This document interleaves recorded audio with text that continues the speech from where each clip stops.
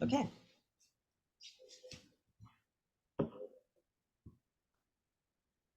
Well, good morning, everyone. I've been asked, this is Jonah Triebwasser, I've been asked to discuss Deuteronomy 16 and other sections of Deuteronomy about judges. I don't know why they asked me, but there we are.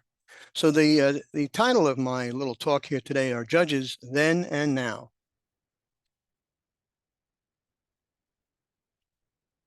All right. Oh, there we are. So how do the biblical admonitions in Deuteronomy affect all judges in the United States today? Or at least almost all judges. Less said about this, the better. Moses addresses the Hebrew people near the end of his life. You shall appoint magistrates and officials for all your tribes, and all the settlements that the Eternal your God is giving you. And they shall govern the people with due justice. You shall not judge unfairly. You shall show no partiality. You shall not take bribes, for bribes blind the eyes of the discerning and upset the plea of the just. Justice shall you pursue, that you may thrive and occupy the land that the Eternal your God is giving you. And for you movie buffs out there, of course, that's Charlton Heston as Moses with the theme music from the Ten Commandments, the 1956 epic. So let's take these one at a time. You shall appoint magistrates and officials for your tribes, right? How do we do that today?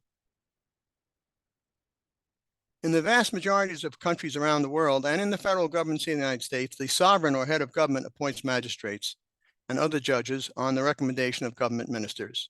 So, for example, whether it's the United States Supreme Court or the local magistrate, federal magistrate who handles small crimes like, you punch somebody in the nose in the post office and it becomes a magistrate case, they are appointed by the president. They had a lovely little certificate signed by the president on the recommendation of the ministers, right? Department of Justice, subject, of course, in the upper courts to the confirmation of the Senate. In some countries, a lawyer must attend an advanced law school, a judge's school, in order to get that on the appointment list, but not in the United States. So here, for example, the most recent United States Supreme Court Justice, the Honorable Ketanji Brown Jackson, was appointed by President Biden. In the United Kingdom, we have here the Honorable David Rennie, who was appointed by Queen Elizabeth. I had the pleasure of meeting Judge Rennie at a dinner many years ago in the Inns of Court, and that's how they dress. I was in a tuxedo. And now, some movie trivia.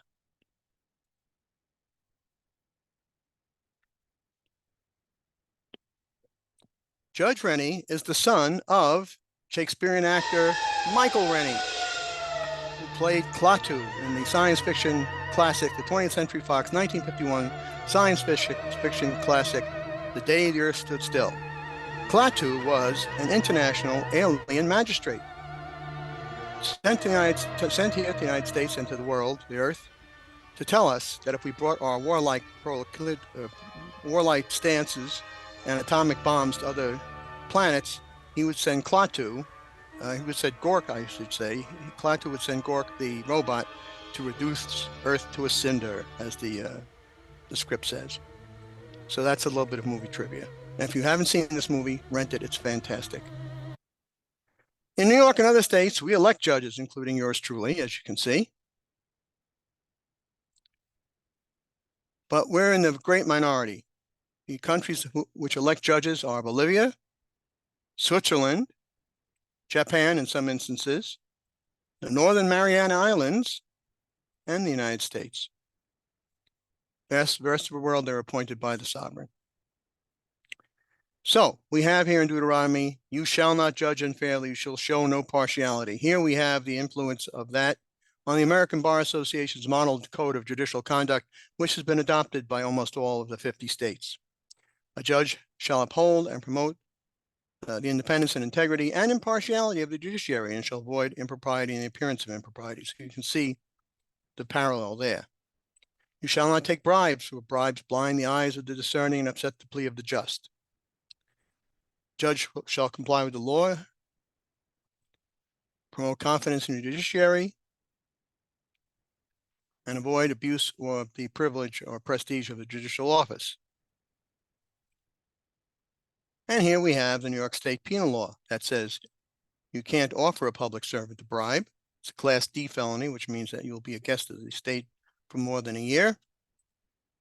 And bribe receiving in the third degree, a public servant accepting a bribe, is also going to be convicted of a Class D felony and share the cell with the person who gave him the bribe, probably. Justice, justice shall you pursue, that you may thrive and occupy the land that the eternal your God is giving you. Well, here's a little personal background. This is me pursuing justice in the early 1970s. The perp walk of somebody I arrested. It was on TV. And here I am today as a judge. So I've been pursuing justice for over 50 years. One day I'm going to catch up with it. Now, in Deuteronomy 17.6, it says, on the testimony of 2 or 3 witnesses, a person is to be put to death, but no one is to be put to death on testimony of only one witness. Where do we say that in American law? In the United States Constitution. In the treason, which, by the way, treason is a capital offense. You can be put to death for it. No person shall be convicted of treason unless on the testimony of the witness to the overt act or confession. All right, more than one witness. And the reason we have these parallels in American law to Deuteronomy is that the drafters of the Constitution knew their Hebrew Bible. All right, we see some of the people who drafted the Constitution on the left, and of course that's George Washington in prayer on the right. Now, we may look back, those of us in the judiciary on the bench, to the good old days of Deuteronomy, that anybody who shows contempt of court for the judge, we can put to death. They don't let us do that. Instead, this is the New York penal law for contempt. A person is guilty of contempt when he engages any of the following conduct. Right, being a pain in court, disorderly, contemptuous, insolent behavior, committed during the sitting of the court. Now, this is interesting. In the immediate view and presence. Now, of course, if somebody acts up in front of me, directly in front of me, he starts screaming, hollering, throwing chairs, I can hold them in contempt of court. But what about they leave the courtroom and in the hallway, right, they yell, the judge is a putz. That wasn't in my immediate view, but I would contend that's in my immediate presence. And I could say to the officer, bring him back, bring him back. Breach of the peace, which is this is very similar. 1 and 2 are very similar. Breach of the peace, noise, other disturbance, interrupting the court's proceedings. Intentional disobedience, resistance to the lawful mandate of the court. For example, this happens almost just about every week. My court officer comes out, ladies and gentlemen, we're about to start court. Please put away your cell phones. Turn them off, put them away. I come on the bench. For anyone who didn't hear my court officer, please put away the cell phones, turn them away. Electronic devices not permitted in New York courts. Every week. Ring, ring, or every week. Then you don't think, see, I'm on an elevated bench, as are most judges. That's so you can look up to the law. Not us, we don't deserve that necessarily, but you look up to the law. That's why we have the robes and the gavel and all that good stuff, all the showbiz. So they don't realize that I'm elevated, and therefore I can see them sitting in their lap doing this, right, with the texting. So I say it second time, folks, please put away the cell phones. The third time, I'll say, ladies and gentlemen, the state of New York has given me these lovely robes, this beautiful mahogany gavel, and the power of contempt.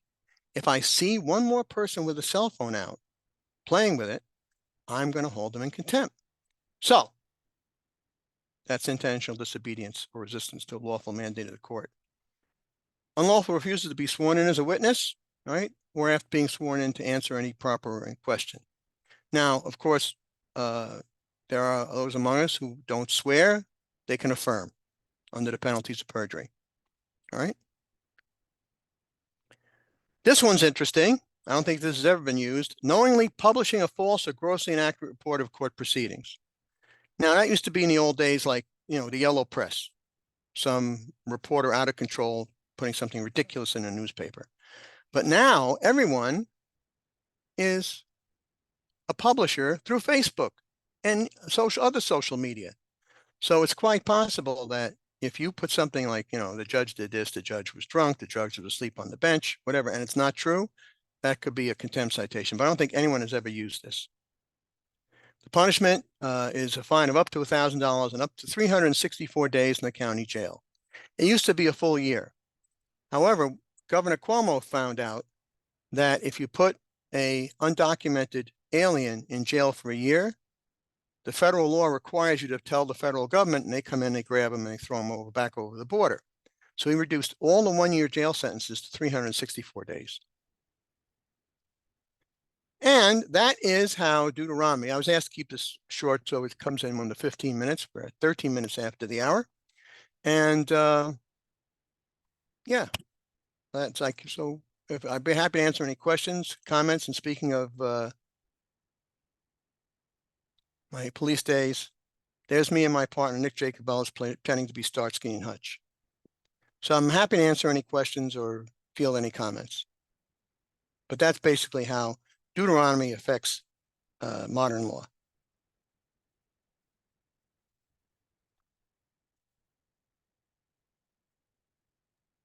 I have a question. Questions, comments, anything? Yes, hi. Yeah, sure.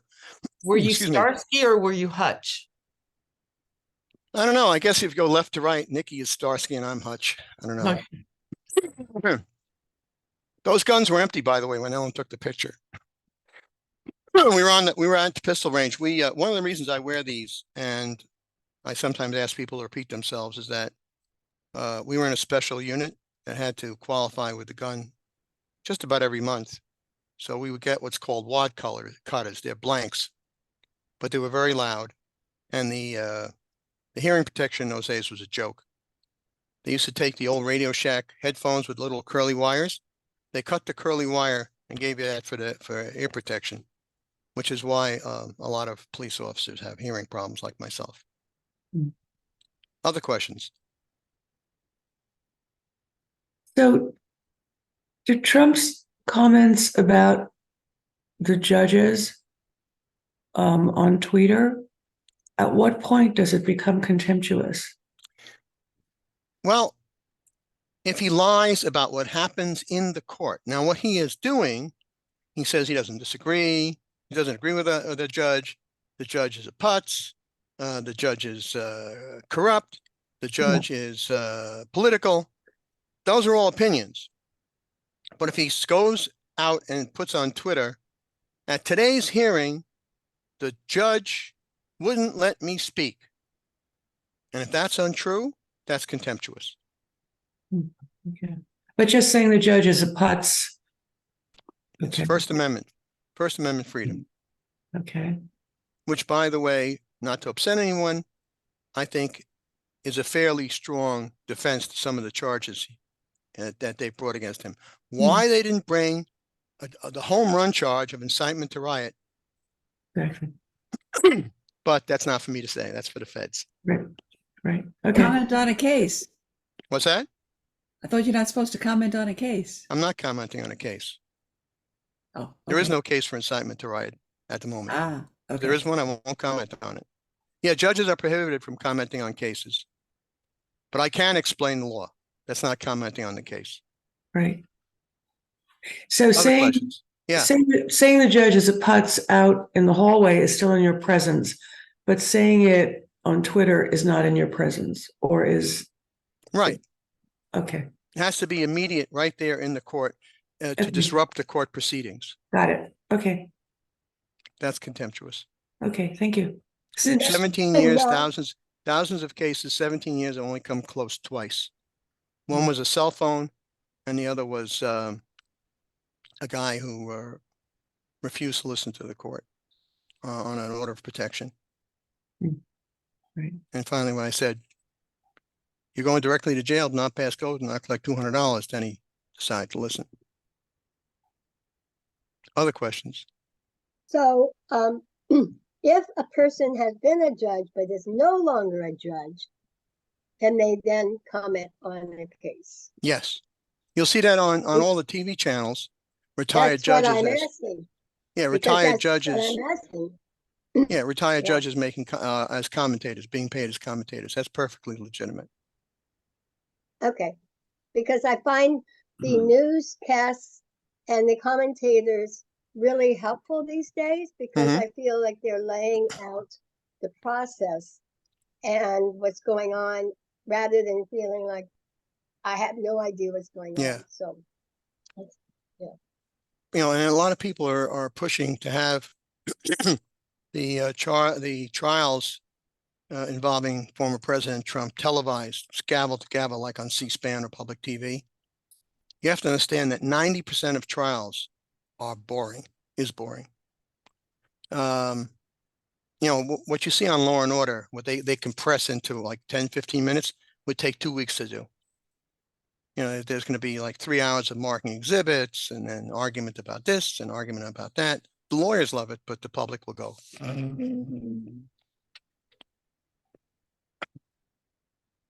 Any other questions? Chaim, was magst du? Thank you.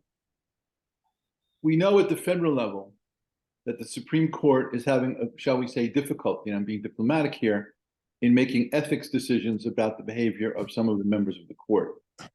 In New York State, how are judges held accountable for their professional ethics? Okay. And the personal ethics too. Right. I'm the lowest rung of the judicial ladder as a magistrate, as a town and village justice. From my level right up to the United States Court of Appeals, we have the same book of ethics that I quoted here, the American Model Code, which has been adopted in just about every jurisdiction, if not all jurisdictions. We all are beholding to that. In New York, there are 2 ways that we're held accountable. One, by the electorate. I'm elected every 4 years. The Superior Court judges, 10 years or 14 years, all right? There's also a Commission on Judicial Conduct, which will investigate allegations against judges and prosecute them if necessary.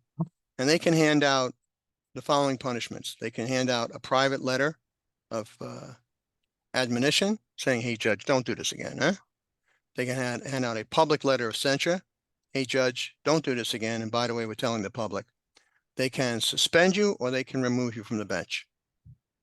You have to do something really stupid to get removed from the bench. And the vast majority of complaints that they investigate, they don't pursue because they find it just disgruntled litigants who didn't like the fact they lost the case. That the judge did everything properly. Everything I do in court is recorded or by audio, not video. Every word I say is recorded. Other courts, the superior courts, they have the stenographers there who punch, pound on those machines that you see on TV, with the white paper tapes. But we have recordings.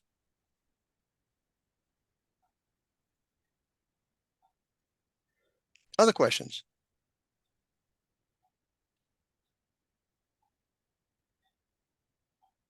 I have one. Yes. Okay. Out, like what you said, outside of your courtroom, you can't comment, like now, you can't comment on an open case. Any case. Any case, even Any case in a known universe. Oh, really? Okay. Yeah. Is there a standard sense of, I don't want to say exactly behavior, but the way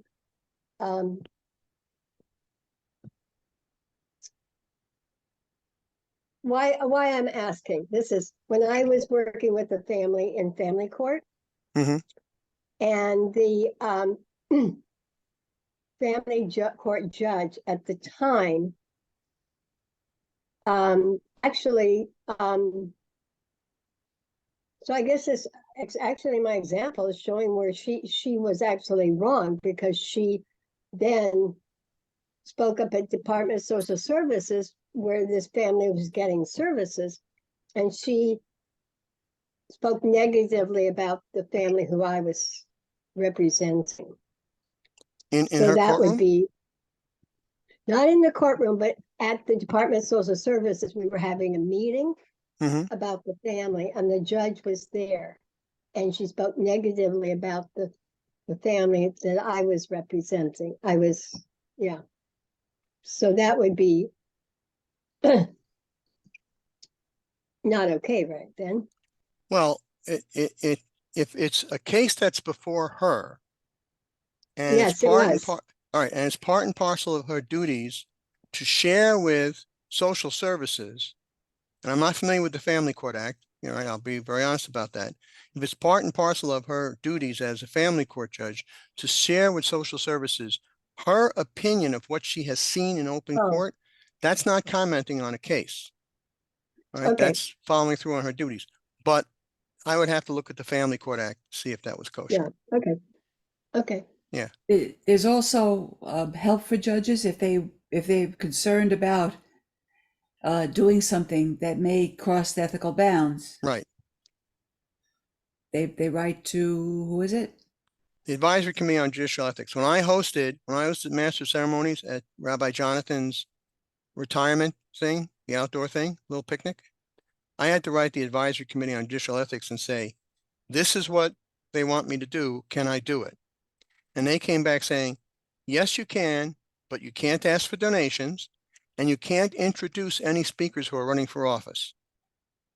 That's why I stepped back and other people asked for donations and other people introduced Michelle Hinchy. And one of the town supervisors was also running for office. But so it's, yeah, no, I don't do anything outside of the judgeship without getting a written approval. Hello? Good morning, good morning. I'm actually watching Jonah. Yeah. finish up a- Any other questions? I'm just struck that this seems like a lot of restrictions on what you can say that aren't all that obvious, at least to me. Right. And Yeah, I- this has been challenged in court on First Amendment grounds, and they said, no, too bad. So sad, too bad. You're held to a higher standard. so, well, I guess what my question is, since judges are elected and Right. are not necessarily all that knowledgeable about these rules ahead of time, how do they really get it? You've been doing it so long, Jonah, you know all this it's automatic, Right. you know. When we first are elected, we go to new judges school, right? And I was there an entire week, and they go over the substantive law. Because, like, for example, I'm an experienced criminal practitioner, so I knew about the criminal law, I knew about traffic law, you know, landlord-tenant stuff. And it's like, what? You know, I didn't look at real estate law since I was in law school many decades ago. Right. So they give you a taste of everything you're going to be involved with, including how to perform a wedding, for example. All right. And they also go very heavily into the ethics. And every year we have a conference in Western New York, someplace where the hotels are cheap. This year it's Syracuse. And there is a 2-hour ethics refresher every single year. Mhm. Also, the Commission on Judicial Conduct, at my request, sends to all the judges every one of their decisions. So you can see how somebody else screwed up so you don't fall into that same quicksand. So, you know, it's constantly drummed into our heads. And yeah, it's a lot of things I can't do. I mean, And when I became president of my Rotary Club, I got permission first. When I was asked to do the weekly interview show for the Rotary clubs on the radio, I got written permission first. And they're very good about giving you a turnaround quickly. mm, is every state equally careful? No. Most states, the vast majority of states do have a Commission on Judicial Conduct. Some are volunteers, some are underfunded, some are vigorous, like the New York state one. Mm. So our Supreme Court does not, eh? The Supreme Court of the United States is not mandated to adhere to a code of ethics. However, the argument is being made as federal employees, they should adhere to the same code of ethics that the local postal carrier and the guy who's at the immigration border and, you know, the Social Security person who takes care of you at the counter should adhere to, such as reporting gratuities and gifts and things like that.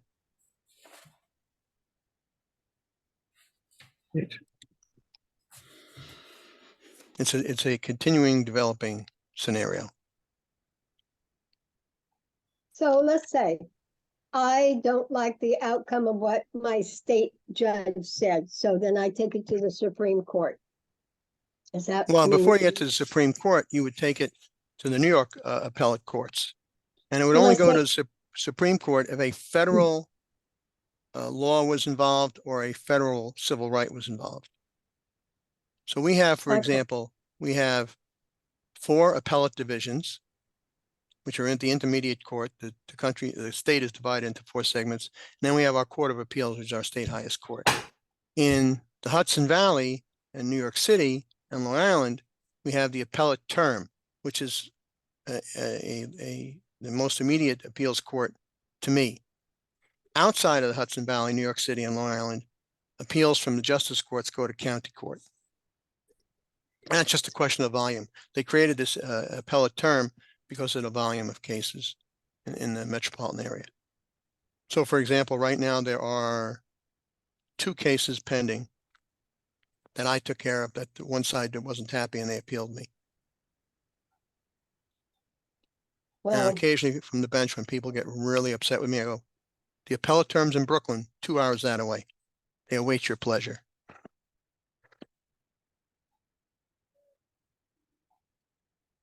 What's interesting is that it takes them a long time to get to the cases because they're so swamped. I had a dangerous dog case, which the victim, the woman who was mauled by these dogs and crippled, I sent the dogs to doggy heaven. I ordered they be euthanized because I said, I have a choice. I can send them for intensive training and have them on a muzzle, but the owner was irresponsible. So I had no confidence that the owner would have these dogs on a muzzle. So I decided that they should be euthanized. And she appealed it, and it sat in the appeals court for 1.5 years till they come back saying, yeah, Triebwasser was right. We uphold his decision. And for that 1.5 years, the taxpayers paid to house the dogs, $26,000.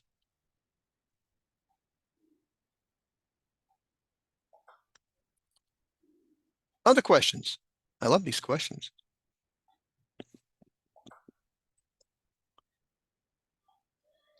Or comments? But my comment is that I love that Deuteronomy reverberates into the current system. Oh yeah, absolutely. yeah. And Absolutely. experienced trial lawyers. I was a trial lawyer before I went on the bench. I was a trial lawyer for 35 years. Experienced trial lawyers dip into the Bible for quotes, especially in jury trials, because even non-religious people have been exposed to the biblical quotes, the big ones, and it's all part of the showbiz. Trial work is 95% showbiz, 4% law, and 1% facts. Yes, sir, Mr. Soifa. After Warren will have to end, I think. Yes, boss. Yes, you have your hand up. Chaim, what's Max do? Okay. There you are. I'm a half-trained historian, so I'm curious about this. In American history, have individual religious groups been allowed to basically serve as judges for domestic things in their religious group, as in marital law, which differs among Jews, Christians, and Muslims and Hindus? Or has it always been, a part of the secular government? Well, no, the canon law in the early parts of the history of our country, for example, the Bet Din, there was an equivalent in the Catholic Church where they tried to mediate these situations before they went into the civil courts. And we have, the whole scenario of getting a get. Now, the civil courts have recently, within the last 20 years, start getting into this situation because they view the ketubah as a contract. So if the husband refused to give, in an Orthodox breakup, if the husband refuses to give the wife a get, her family can go to the civil court, and that has happened down in Brooklyn, mostly, and say, we have a contract. Here it is in Hebrew and translated into English. The contract says that he was obligated to give a get, He's not doing it. We want you to enforce the contract. And under that theory, they've gotten involved in religious situations and religious divorces. But, you know, I'm again, this is from law school. I graduated in 1979. A couple of lectures I had on canon law. There is ecumenical councils and stuff that try to mediate situations. But a divorce has to go through the civil courts to be official. Good question, Warren. Thank you. Any last questions before I get evicted by my wife? Well, thank you all for your kind attention. And Thank you very much. This is really great. it was my It pleasure. also dashes my sense of the Supreme Court even more. Well, the Supreme Court has served this country well since revolutionary days. Yeah. And I'm sure it will continue to do so once they get their ship in order.